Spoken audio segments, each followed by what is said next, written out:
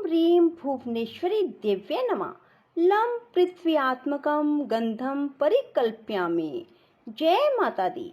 बंधुओं, आज मैं आपको सुनाने जा रही हूँ आषाढ़ गुप्त नवरात्रे के चौथे दिन 10 महाविद्याओं में चौथे दिन की माँ भुवनेश्वरी की कथा। बंधुओं, माँ भुवनेश्वरी जिनके श्री अंगों की आभा प्रभात काल के सूर्य के समान है और मस्तक पर चंद्रमा का मुकुट है, वे तुंगकुचा और 3 नेत्रों से युक्त देवी है। उनके मुख पर मुस्कान की छटा छाई रहती है और हाथों में वरद, अंकुश, पाश और अभय मुद्रा शोभा पाते हैं।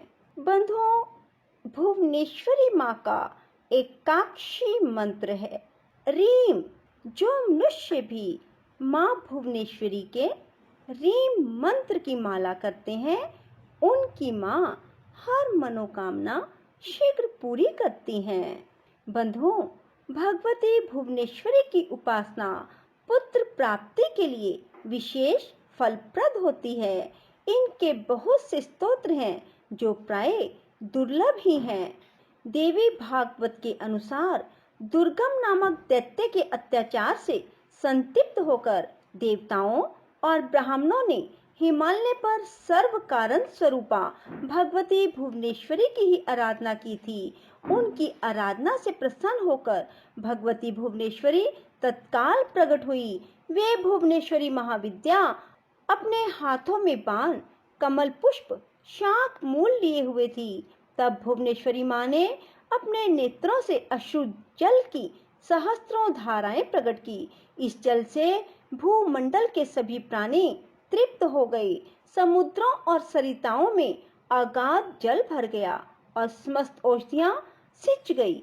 अपने हाथ में लिए शाकों और फल मूल से प्राणियों का पोषण करने के कारण भगवती भुवनेश्वरी ही शताक्षी और शाकंभरी नाम से विख्यात हुई। इन्होंने ही दुर्गम असुर को युद्ध में मारकर उनके द्वारा अपहृत वेदों को देवताओं को पुनः सौंपा था। इसके बाद इन भगवती भुवनेश्वरी का एक नाम दुर्गा प्रसिद्ध हुआ।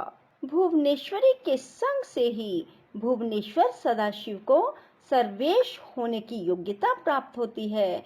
महानिर्वाण तंत्र के अनुसार समस्त महाविद्याएं भगवती भुवनेश्वरी की सेवा में सदा संलग्न रहती हैं।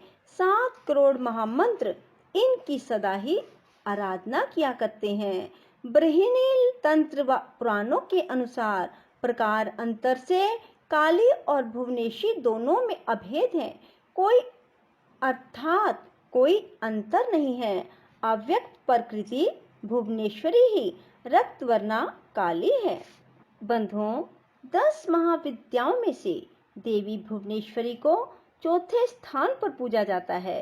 अपने नाम के अनुरूप ही ये पूरे 3 लोकों की स्वामिनी है। प्रकृति से संबंधित होने के कारण देवी की तुलना मूल प्रकृति से भी की जाती है। आद्याशक्ति भुवनेश्वरी देवी भगवान शिव के समस्त लीला विलास की सहचरी हैं, यानी सखी हैं। इस संबंध में मैं आपको एक पौराणिक कथा सुनाने जा रही हूँ। एक बार मधुकैटभ नामक महादैत्यों ने पूरी पृथ्वी पर हाहाकार मचा रखा था। तब सभी देव मिलकर भगवान विष्णु के पास गए और उनको अपनी निद्रा का त्याग करने के लिए प्रार्थना करने लगे ताकि वे जल्दी से उठकर मधुकैटभ को मारकर उनकी रक्षा करें। भगवान विष्णु ने निद्रा का त्याग किया और जागृत हुए। उन्होंने 5000 वर्षों तक मधुकैटभ नामक दैत्यों से युद्ध किया। बहुत अधिक समय तक युद्ध करते हुए भगवान विष्णु थक गए और वे अकेले ही युद्ध कर रहे थे। अंत में उन्होंने अपने अंतःकरण की शक्ति योग माया आद्या शक्ति से सहायता के लिए प्रार्थना की। तब देवी ने उन्हें आश्वस्त किया कि वे उन दोनों दैत्यों को अपनी माया से मोहित कर देंगी। योग माया आद्या शक्ति की माया से मोहित होकर दैत्य भाई भगवान विष्णु से कहने लगे, हमारा वध ऐसे स्थान पर करो जहाँ ना ही जल हो ना ही स्थल। भगवान विष्णु ने दोनों दैत्यों को अपनी जंघा पर रखकर अपने चक्र से उनके मस्तक को देह से अलग कर दिया। इस प्रकार उन्होंने मधुकैटभ का वध किया, परंतु वे केवल निमित्त मात्र ही थे। उसके बाद ब्रह्मा, विष्णु और शंकर ने देवी आदिशक्ति योग निद्रा महामाया की स्तुति की, जिससे प्रसन्न होकर आदि शक्ति ने ब्रह्मा जी को सृजन, विष्णु को पालन, शंकर को संहार के देव चुना। ब्रह्मा जी ने देवी आदि शक्ति से प्रश्न किया कि अभी चारों ओर केवल जल ही जल फैला हुआ है, पंच तत्व, गुण, तन मात्राएं और इंद्रियां कुछ भी व्याप्त नहीं है, तथापि तीनों देव शक्तिहीन हैं। देवी ने मुस्कुराते हुए उस स्थान पर एक सुंदर विमान को प्रस्तुत किया और तीनों देवताओं को विमान पर बैठ अद्भुत चमत्कार देखने का आग्रह किया। तीनों देवों के विमान पर आसीन होने के बाद वह देवी विमान आकाश में उड़ने लगी और उड़कर ऐसे स्थान पर पहुंचा जहां जल नहीं था। वह विमान वायु की गति से चलने लगा, एक सागर के तट पर पहुंचा। वहां का दृश्य अत्यंत मनोहर था, अनेक प्रकार के पुष्प वाटिकाओं से सुसज्जित था। तभी वहां देवों ने एक पलंग पर एक दिव्यांगना को बैठे देखा। देवी ने रक्त पुष्पों की माला और रक्तांबर धारण कर रखी थी। वह पाश, अंकुश और अभय मुद्रा धारण किए हुए देवी भुवनेश्वरी त्रिदेवों को सन्मुख दृष्टि गोचर हुई, जो सहस्त्रों उदित सूर्य के समान कांतिमयी थी। ये सब देखने के बाद भगवान विष्णु ने अपने अनुभव से शंकर और ब्रह्मा जी से कहा, ये साक्षात देवी जगदम्बा महामाया है और इसके साथ ही यह देवी हम तीनों और संपूर्ण चराचर जगत की कारण रूपा है। तीनों देव भगवती भुवनेश्वरी की स्तुति करने के निमित्त उनके चरणों के निकट आए। तीनों देवों ने देवी के चरण कमल के नख में संपूर्ण जगत को देखा। ये सब देखने के बाद त्रिदेव यह समझ गए कि देवी संपूर्ण ब्रह्मांड की जननी है। बोलो भुवनेश्वरी माता की जय हो, सच्चे दरबार की जय हो। जय कारा शिरावली दा, बोल साचे दरबार की जय हो। ओम ह्रीं भुवनेश्वरी दिव्य नमः। लं पृथ्व्यात्मकं गंधं परिकल्पयामि। ओम ह्रीं भुवनेश्वरी दिव्य नमः। लं पृथ्व्यात्मकं गंधं परिकल्पयामि। ओम ह्रीं भुवनेश्वरी दिव्य नमः। लं पृथ्व्यात्मकं गंधं परिकल्पयामि। ओम ह्रीं भुवनेश्वरी दिव्य नमः। लं पृथ्व्यात्मकं गंधं परिकल्पयामि। ओम ह्रीं भुवनेश्वरी दिव्य नमः। लं पृथ्व्यात्मकं गंधं परिकल्पयामि। ओम ह्रीं भुवनेश्वरी दिव्य नमः। लं पृथ्व्यात्मकं गंधं परिकल्पयामि। ओम ह्रीं भुवनेश्वरी दिव्य नमः। लं पृथ्व्यात्मकं गंधं परिकल्पयामि। ओम ह्रीं भुवनेश्वरी दिव्य नमः। लं पृथ्व्यात्मकं गंधं परिकल्पयामि। ओम ह्रीं भुवनेश्वरी दिव्य नमः। लं पृथ्व्यात्मकं गंधं परिकल्पयामि। ओम ह्रीं भुवनेश्वरी दिव्य नमः। लं पृथ्व्यात्मकं गंधं परिकल्पयामि। ओम ह्रीं भुवनेश्वरी दिव्य नमः। लं पृथ्व्यात्मकं गंधं परिकल्पयामि। ओम ह्रीं भुवनेश्वरी दिव्य नमः। लं पृथ्व्यात्मकं गंधं परिकल्पयामि। ओम ह्रीं भुवनेश्वरी दिव्य नमः। लं पृथ्व्यात्मकं गंधं परिकल्पयामि। ओम ह्रीं भुवनेश्वरी दिव्य नमः। लं पृथ्व्यात्मकं गंधं परिकल्पयामि। ओम ह्रीं भुवनेश्वरी दिव्य नमः। लं पृथ्व्यात्मकं गंधं परिकल्पयामि।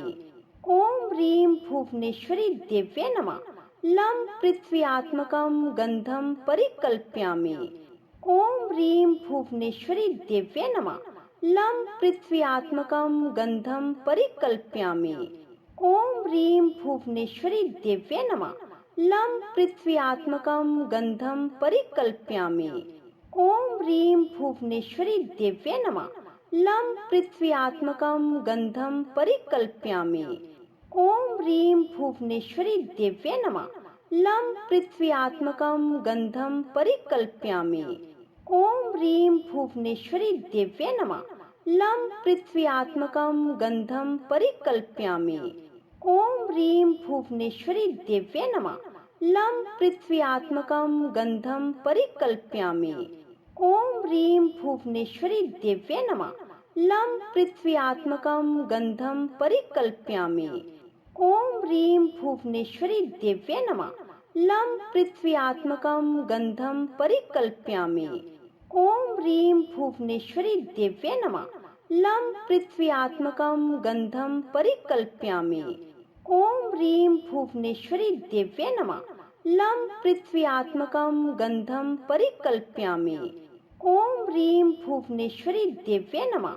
लं पृथ्व्यात्मकं गन्धं परिकल्पयामि। ॐ ह्रीं भुवनेश्वरी देव्ये नमः। लं पृथ्व्यात्मकं गन्धं परिकल्पयामि। ॐ ह्रीं भुवनेश्वरी देव्ये नमः। लं पृथ्व्यात्मकं गन्धं परिकल्पयामि। ॐ ह्रीं भुवनेश्वरी देव्ये नमः। लं पृथ्व्यात्मकं गन्धं परिकल्पयामि। ॐ ह्रीं भुवनेश्वरी देव्ये नमः।